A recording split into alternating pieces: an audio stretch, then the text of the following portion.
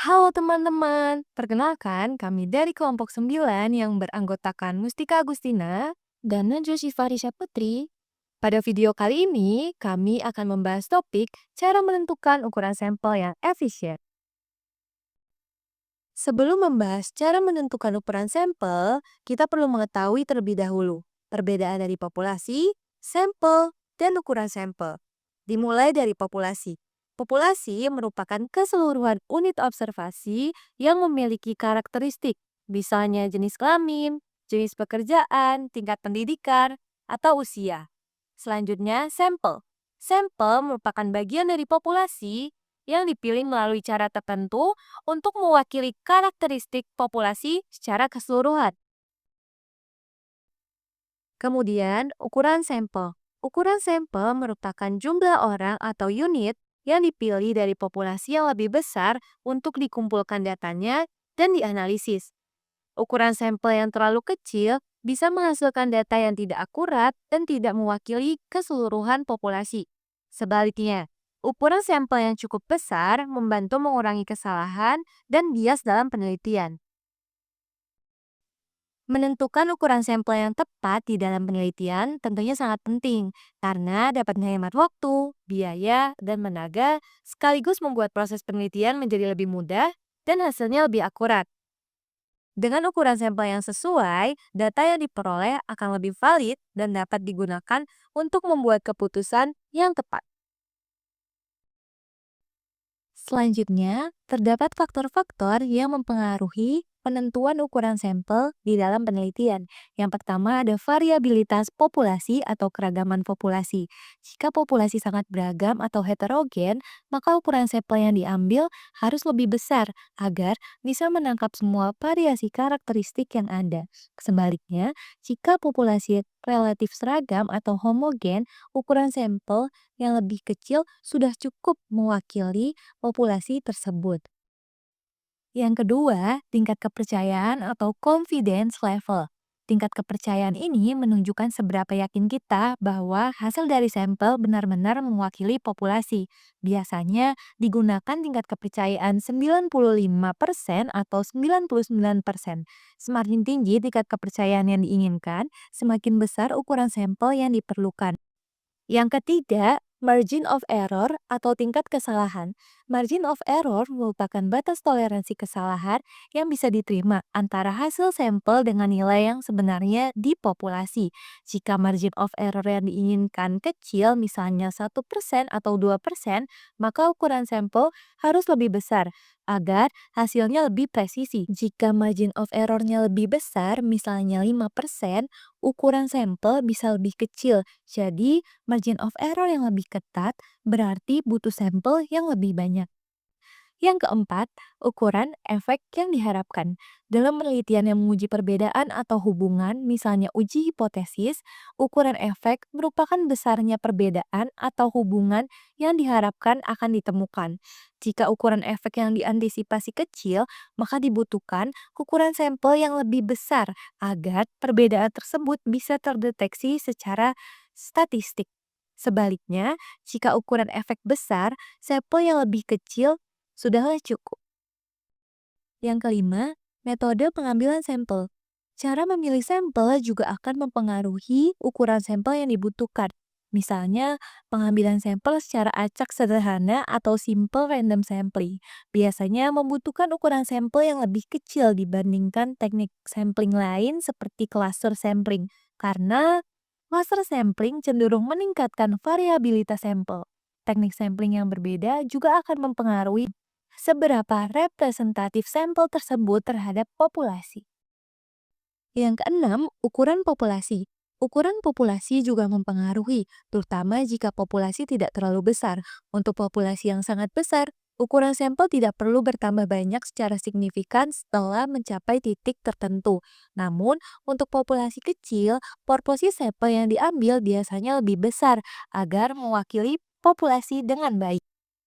Yang terakhir, sumber daya yang tersedia. Faktor ini meliputi waktu, biaya, dan tenaga, yang tentunya akan sangat mempengaruhi. Jika sumber daya terbatas, peneliti harus menyesuaikan ukuran sampel agar tetap efisien tanpa mengorbankan validitas penelitian secara signifikan. Untuk bagian selanjutnya adalah bagian mana cara menentukan ukuran sampel. Untuk cara menentukan sampel sendiri, terdapat beberapa rumus yang bisa teman-teman gunakan. Salah satu yang paling sering digunakan dalam menentukan ukuran sampel adalah rumus Lovin. Rumus Lovin digunakan untuk menghitung sampel dari populasi yang besar dan memungkinkan adanya margin of error. Rumusnya adalah sebagai berikut yang bisa teman-teman lihat di layar. Dengan keterangannya adalah N kecil, yaitu jumlah atau ukuran sampel, lalu N besar, yaitu ukuran populasi, dan epsilon, yakni margin of error. Perlu menjadi catatan bahwa besaran dari margin of error harus dalam bentuk persentase, bukan bilangan bulat atau pempecahan. Dalam sebuah contoh soal, diketahui seorang peneliti ingin mencari jumlah sampel dari 1.000 orang di sebuah daerah. Jika akurasi dari penelitian itu adalah 98%, maka berapa jumlah minimum sampel yang bisa diambil? Dari soal tersebut, diketahui bahwa akurasi penelitian sama dengan 98%. Maka dapat diketahui margin of error yakni 100% dikurang 98% dan mendapat hasil 2%. Kemudian ukuran populasi yakni berjumlah 1.000. Lalu yang ditanyakan adalah ukuran sampel atau N kecil. Yang penyelesaiannya didapat dari substitusi angka-angka tersebut ke dalam rumus. Setelah disubstitusi, kita dapat mengoperasikannya secara langsung. Di sini 0,02 kuadrat mendapatkan hasil sebesar 0,004. Lalu kita kali dengan 1.000 yang menghasilkan 0,4. Setelah itu, kita tambah dengan angka 1 yang menghasilkan 1,4. Lalu langkah terakhir, 1.000 dibagi 1,4 menghasilkan 714,285. Dan jika kita bulatkan, akan menghasilkan 715. Maka dapat disimpulkan bahwa ukuran sampel dari soal tersebut yakni 715. Rumus lain dalam menentukan ukuran sampel yakni menggunakan rumus Cochrane. Rumus ini digunakan untuk menghitung ukuran sampel yang ideal sesuai tingkat presisi yang diinginkan. Rumus ini direkomendasikan untuk penelitian dengan populasi tak terhitung atau infinite population. Dan rumus ini dirumuskan sebagai berikut. Dengan keterangannya yaitu N0, yaitu ukuran sampel awal atau ukuran sampel asumsi, Z adalah skor Z berdasarkan tingkat kepercayaan yang dilihat pada tabel Z, lalu P yaitu proporsi yang diperkirakan dalam populasi, dan juga epsilon yakni margin of error. Kemudian untuk contoh soal Cochrane dapat dilihat pada layar berikut. Misalnya, kita ingin meneliti seberapa besar persentase siswa di suatu sekolah yang makan siang di kantin sekolah tersebut, namun tidak diketahui jumlah siswanya. Pertanyaannya adalah, berapa banyak siswa yang perlu ditanya untuk dapat menentukan persentase siswa sesuai dengan perilaku yang dicari. Mengingat kurangnya informasi, kita mulai mempertimbangkan bahwa ada 50% siswa yang makan siang di kantin sekolah, yang memberikan variabilitas terbesar. Kemudian kita mempertimbangkan tingkat kepercayaan sebesar 95% dan margin of error 5%. Lalu nilai Z yang didapat dari tabel adalah 1,96. Oleh karena itu, kita dapat menghitung ukuran sampel asumsinya sebagai berikut. Di sini dapat dilihat N0 sampai dengan 1,96 kuadrat dikali 0,5 dikali 1 kurang 0,5 per 0,05 kuadrat. 1,96 kuadrat menghasilkan 3,8416.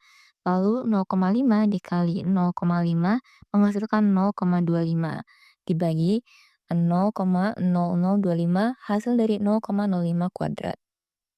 Kemudian langkah terakhirnya yaitu 0,9604 dibagi 0,0025. Yang menghasilkan 384,16. Lalu kita bulatkan menjadi 385. Maka, dapat disimpulkan bahwa ukuran sampel asumsi dari soal tersebut yaitu sebesar 385.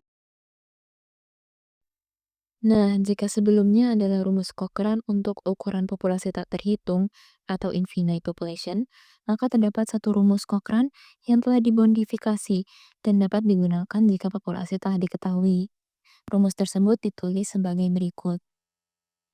Dengan keterangan yang masih sama, yakni N kecil adalah ukuran sampel, N0 adalah ukuran sampel asumsi, dan N besar adalah ukuran populasi. Langsung saja kita ke contoh soalnya. Dalam kasus yang sama, namun diketahui bahwa populasi sebesar 600. Kita dapat memasukkan ukuran sampel asumsi yang telah didapat sebelumnya ke dalam rumus, sehingga didapat ukuran sampel sama dengan 385 dibagi 1 ditambah 385 kurang 1 dibagi 600. Kita dapat mengoperasikan bagian penyebut terlebih dahulu. Di sini dapat dilihat bahwa 385 dikurang 1 menjadi 384. Lalu kita bagi 600 menjadi 0,64. Lalu 0,64 kita tambah 1 sehingga menghasilkan 1,64. Yang terakhir, 385 dibagi 1,64 menghasilkan 234,76 yang dibulatkan menjadi 235.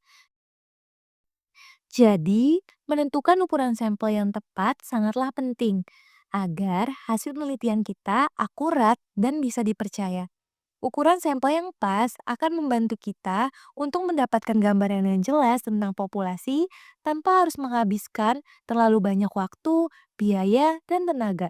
Kita juga harus memperhatikan beberapa hal seperti beragamnya populasi, seberapa yakin kita dengan hasil penelitian atau tingkat kepercayaan, berapa besar kesalahan yang bisa ditoleransi atau yang disebut margin of error, dan juga sumber daya yang kita miliki. Untuk menghitung ukuran sampel, terdapat rumus-rumus praktis seperti dan untuk menghitung sampel, kita dapat menggunakan rumus-rumus praktis seperti rumus Lovin dan rumus Cochrane yang bisa membantu kita untuk mendapatkan jumlah sampel yang efisien dan tepat. Dengan ukuran sampel yang tepat, penelitian kita akan menjadi lebih efektif dan hasilnya bisa diandalkan. Demikian penjelasan tentang cara menentukan ukuran sampel yang efisien dari kami. Jika teman-teman memiliki pertanyaan, dapat langsung menuliskannya di kolom komentar ya. Sekian dan terima kasih banyak.